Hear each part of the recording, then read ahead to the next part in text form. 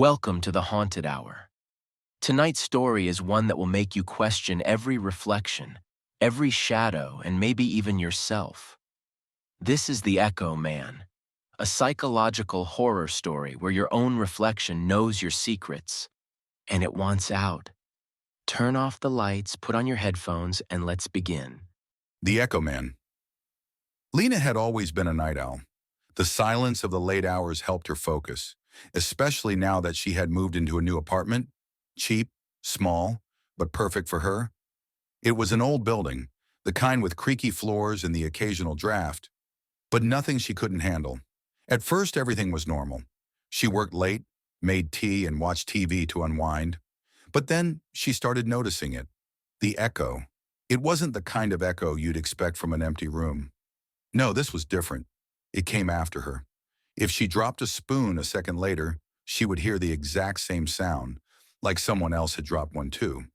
If she coughed, there was a delayed, softer cough in return. It wasn't loud, but once she noticed it, she couldn't ignore it. She tried everything. She walked around, testing noises, clapping, humming, snapping her fingers. Each time the sound came back a second later, slightly softer, slightly distorted. At first, she laughed it off. Weird acoustics, she told herself. Old buildings do that. But then it got worse. One night, while brushing her teeth, she spat into the sink and heard it. A second spit, but lower, like a man's voice. Her blood ran cold. Lena stepped back, staring at her reflection. "Hello?" she whispered. A second later, from the empty room behind her, "Hello!" She ran. She stayed at a friend's place that night, convincing herself she was overtired, hearing things. But when she returned the next day, everything seemed normal, until she opened her phone. A new voice memo had been recorded at 3:12 a.m. While she was gone, shaking, she pressed play. At first, nothing, just the faint hum of her apartment. Then slowly, a breath. Then a voice. Her voice. "Where did you go?" She dropped the phone. The message was clear. It was watching. It knew she had left. That night, Lena decided she had to face it. She turned off every light, sat in the middle of the room, and whispered, "Who are you?" Nothing. She waited, then softly in her own voice, "But wrong. I am you." A shadow shifted in the corner of the room. Not her shadow. The closet door creaked open, and for the first time the echo didn't wait. It spoke first. "Come closer." Lena's breath caught in her throat. The voice, it sounded like her, but it wasn't her. She stood up, backing toward the door, but her own voice echoed again from the dark corner, playful this time.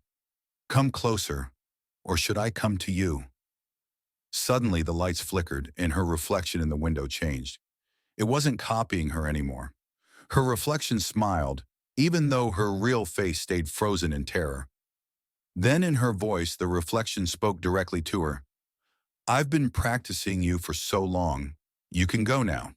I'll take care of your life." Lena bolted for the door, but it slammed shut on its own. The walls seemed to breathe, and her own footsteps echoed before she even moved.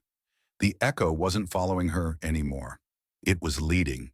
And as Lena screamed, her own voice whispered back, "Shh, someone might hear you." The next morning, Lena's neighbors saw her leaving for work, smiling, cheerful, perfectly herself. But if you look closely, you'd notice.